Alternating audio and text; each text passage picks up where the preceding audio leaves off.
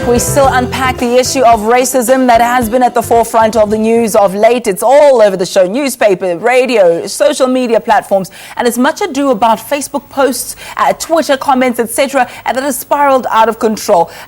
We had one lady who sparked the debate, but it's since grown to other personalities who've commented. Chris Hart, one of the analysts who come here regularly on the show. Now we hear one of my colleagues from another television platform, Andrew Barnes, having weighed in on the effect. But the question is, how do we deal with this issue? How do we root it out? How do we move on from here? Let's continue with our debate. I'm going to go back to our sociologist who's coming to us live from Cape Town, our studios there, Zahraa McDonald. Before I come to the Bishop here in studio, Zahraa, I left off the debate on a bit of a cliffhanger when I said that sometimes people can be racist and not even know, because it's so deeply embedded in their heads, and they can think that there's a category of black people that are okay because they are, quote, civilized in their understanding, and there are others who aren't. But because I socialized with those who I think are more advanced, then that doesn't make me racist. That mindset, can people be racist and actually not even know it? Yes, I think that in South Africa, racism is almost it's almost cultural, and so it's deeply embedded in who we are and how we have come to understand ourselves. And so we tend to think of people of our own race as individuals.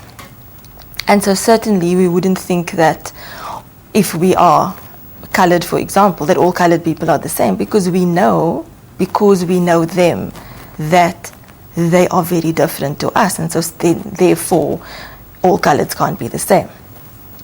But when we begin to address a different race, so for example, you spoke about your friend, so she knows you as, she almost forgets you are black because she knows you. She doesn't now think of you as a black person, but as her friend. But so she still thinks about other black people as black people, and she doesn't get to the point where she realizes that we are all different, and so we are all individuals. And I think it's about us, first of all, saying that whichever race we think ourselves part as, are all of us the same? And I say that in inverted commas. And then it's to say that certainly if all of us are not the same, then certainly all of them can't be the same. And I think that's where it begins to break down, that we begin to say that it's about the individual. Let us get to know the individual. And unless we really know the individual, it does not pass judgment. Let me just interrupt there for a moment or two. My apologies there, and bring in the bishop. You've been quiet for a while, but the church is known for that reconciliation, that holding hands, singing kumbaya, perhaps. So how do we then make sure that we do foster this cohesion? And I'll tell you why. I've found that there are many white people who simply don't know how to, again, quote, behave, to show that they are remorseful about what happened in the past. And they'll come and say, we don't know what you want. We smile at you at a mall, and some would say, that's such a patronizing smile. Why are you just smiling at us? You're belittling us. And then sometimes they keep their distance and say, no, we're different. So, culturally, we don't know how to mix. So we'll stick with our own. You'll stick with our own.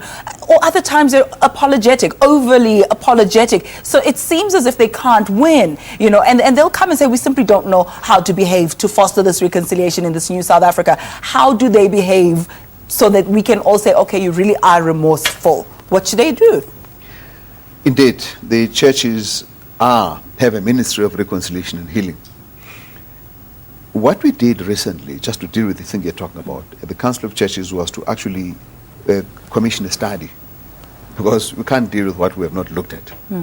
Commissioned a study in what we call a See Judge Act. Let's see what the reality is. Then we apply our theology, our spirituality, and our scripture to judge it, and then look at what action will then make a difference. In that context, we asked the Institute of Justice and Reconciliation to really give us some of the tools for this. And they gave us a beautiful tool, a kind of a model of a tree, that the tree has got roots, it's got a trunk, and it's got leaves and fruit.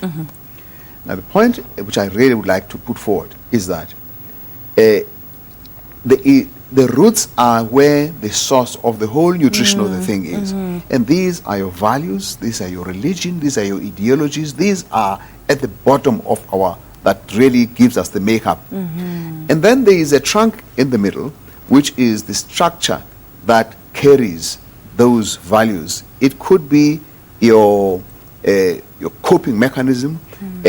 Some will say, I am mdala, and that means I don't have to deal with it. I mean, I just have to cope with this. It's the tolerance or presumed innocence. I don't know what's going on. I never was part of it. That's innocence. It's all part of it. Enables you to sustain the values that come from the roots. Then, of course, the fruits come out.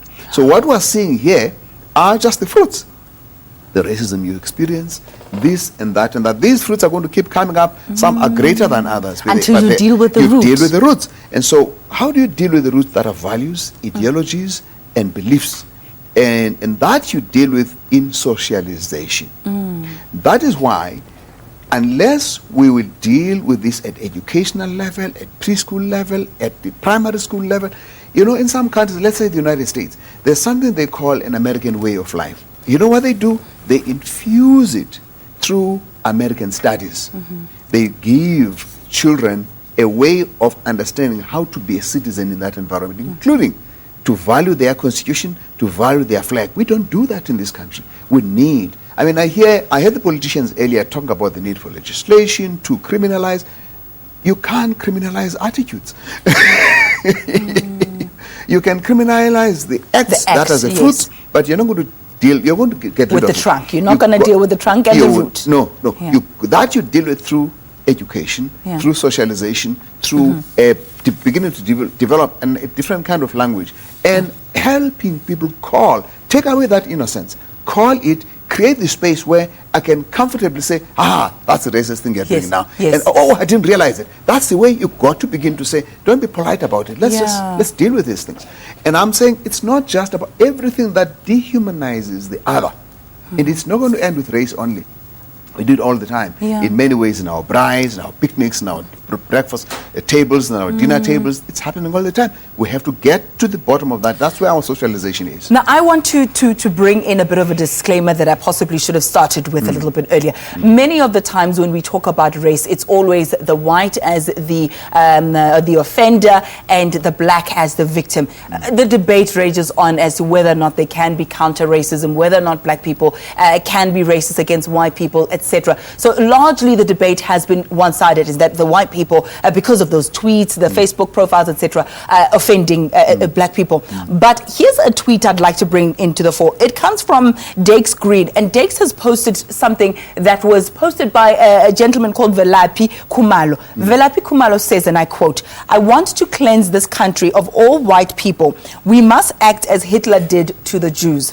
White people in South Africa deserve to be hacked and killed like Jews. We have the same venom moss. Look at Palestine. No, you must be bushed alive and skinned and your offspring used as garden fertilizer." That anger, that hatred, that attitude, is it justified to then say, because we have been treated like this, we should retaliate in that manner?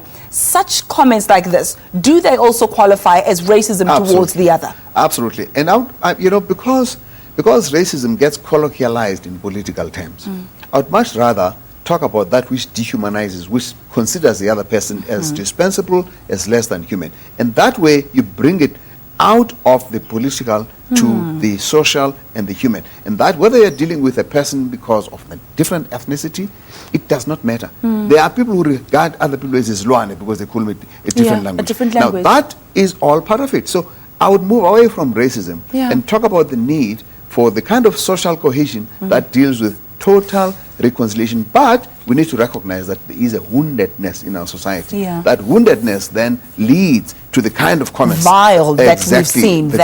Absolutely vile. But we're also saying that because a lot of this has to do with economic realities, and that's why the SACC is promoting what we call a much more holistic concept of reconciliation. How do you reconcile a poor family with the fortunes and the opportunities of the country. You do this by bringing down inequality. You've got to deal with that. You've got to deal with economic transformation that makes sense so that it does not become such a contested issue. Of course, and these tweets are certainly not helping. Going from one extreme to the absolute other is definitely not going to solve the problem. All right, let's take a quick ad break. We'll have to say goodbye to our SABC viewers in just a moment, but do stay with us for at least another while or so.